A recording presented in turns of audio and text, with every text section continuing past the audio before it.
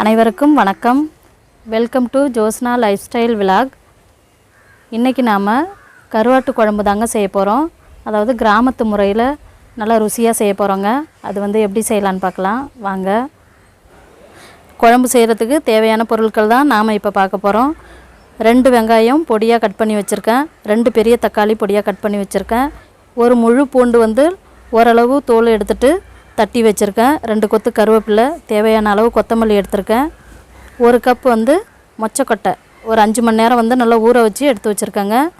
3 spoon குழம்பு மிளகாய்த்தூள், தேவையான அளவு உப்பு, தாளிப்புக்கு 1 ஸ்பூன் வெந்தயம் எடுத்திருக்கேன்.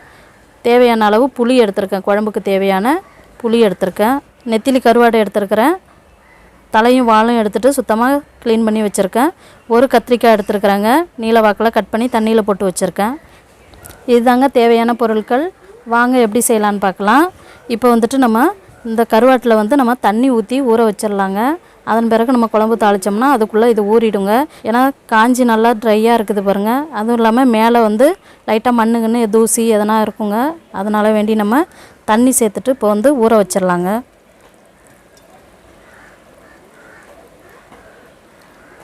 அப்படியே ஊறிக்கிட்டே இருக்கட்டுங்க. நம்ம குழம்ப தாளிச்சிடலாம். பாருங்கள், நாம் இன்றைக்கி கிராமத்து முறையில் விறகு அடுப்பில் மண் சட்டியில் தாங்க கருவாட்டு குழம்பு நம்ம செய்ய போகிறோம். அடுப்பில் சட்டியை வச்சுட்டாங்க. நல்லா காஞ்சிருச்சு. இப்போ ஒரு 2 ஸ்பூன் ஆயில் சேர்த்துக்கலாங்க. எண்ணெய் நல்லா சூடாகிட்டுங்க. நம்ம எடுத்து வச்சுருக்க வெந்தயத்தை சேர்த்துக்கலாங்க. 1 ஸ்பூன் வெந்தயம். வெந்தயம் நல்லா பொரிஞ்சிருச்சுங்க. எடுத்து இடித்து வச்ச பூண்டை நம்ம சேர்த்துக்கலாங்க. கருவாட்டு குழம்புக்கு பூண்டு தாங்க ரொம்ப முக்கியம். பூண்டு நம்ம நிறைய சேர்த்தோம்னா குழம்பு நல்லா டேஸ்ட்டாக இருக்குங்க. நல்லா ஃப்ரை ஆகட்டும். வெந்தயம் பூண்டு நல்லா ஃப்ரை ஆகிட்டுங்க. இப்போ நம்ம வெங்காயத்தை சேர்த்துக்கலாம். கூடவே கருவேப்பிலையும் சேர்த்துக்கலாம். சேர்த்துட்டு நல்லா வதக்கி விட்டுக்கலாங்க. நல்லா கருவாட்டு குழம்பு நல்லா மண் சட்டியில் செய்யும்பொழுது இன்னும் கூடுதல் சுவையாக இருக்குங்க. வெங்காயம் நல்லா வதங்கிட்டுங்க. இப்போ நம்ம தக்காளியை சேர்த்துக்கலாம். தக்காளி வதங்க கொஞ்சமாக கல் உப்பு சேர்த்துக்கலாம். நல்லா கலந்து விட்டுறலாங்க. தக்காளி வதங்கட்டுங்க. ஒரு 5 நிமிஷம் மூடி போட்டுடலாம். வெங்காயம் தக்காளி ஓரளவு நல்லா வதங்கிட்டுங்க. இந்த ஸ்டேஜில் நம்ம எடுத்து வச்சுருக்க மொச்சக்கொட்டையை நம்ம சேர்த்துக்கிறோங்க.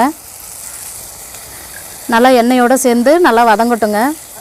எண்ணெயோடு சேர்த்து நல்லா வதக்கும் பொழுது அந்த மொச்சக்கொட்டையோட ஃப்ளேவர்லாம் நல்லா இறங்கி அது ஒரு தனி வாசனையை கொடுக்குங்க. கத்திரிக்காயும் சேர்த்துடலாம். வதக்கி விட்டுடலாம். கத்திரிக்காய், மொச்சக்கொட்டை, கருவாடு போட்டு செய்யும்பொழுது காம்பினேஷன் ரொம்ப நல்லா இருக்குங்க. எங்கள் வீட்டில் யாரும் கத்திரிக்காய் சாப்பிட மாட்டாங்க. நான் ஒரு ஆள் தாங்க சாப்பிட்ணும். அதனால தான் நான் 1 கத்திரிக்காய் போட்டிருக்கேன். உங்களுக்கு தேவையான அளவு நீங்கள் கத்திரிக்காய் சேர்த்துக்கலாம். காற்று எப்படி அடிக்குது பாருங்கள். இது ஒரு 5 நிமிஷம் நல்லா எண்ணெயிலேயே வதங்கட்டுங்க. அதன் பிறகு நம்ம மிளகாய்த்தூள்லாம் சேர்த்துக்கலாம். நல்லா வதங்கிருச்சுங்க. இப்போ நம்ம குழம்பு மிளகாய்த்தூள் சேர்த்துக்கலாங்க. இது வீட்டில் அரைச்ச தூளுங்க. இதில் எல்லாமே சேர்ந்து இருக்குது. மிளகு, சீரகம், வெந்தயம், கடுகு எல்லாமே சேர்ந்து இருக்குதுங்க. ஒரு 1/4 ஸ்பூன் மஞ்சள் பொடி சேர்த்துக்கலாம். நல்லா கலந்து விட்டுடலாங்க. மிளகாய்த்தூள்லாம் உங்களுடைய காரத்துக்கு தகுந்தா போல் நீங்கள் கம்மி பண்ணிக்கலாங்க. மிளகாய்த்தூள் நல்லா வதங்கிடுச்சுங்க. இப்போ நான் தண்ணி சேர்த்துக்கிறேன்.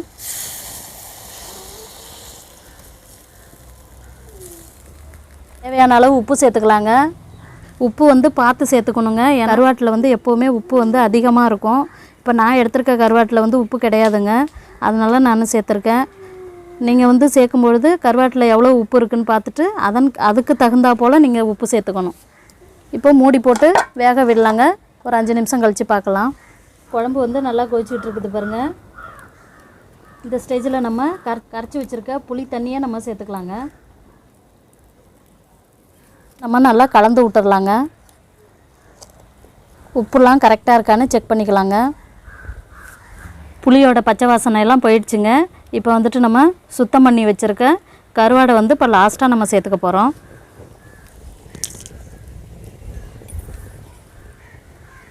நல்லா ஊறி இருக்குது பாருங்கள். நம்ம ஊற வச்சோம்லங்க, நல்லா ஊறி இருக்குது பாருங்கள்.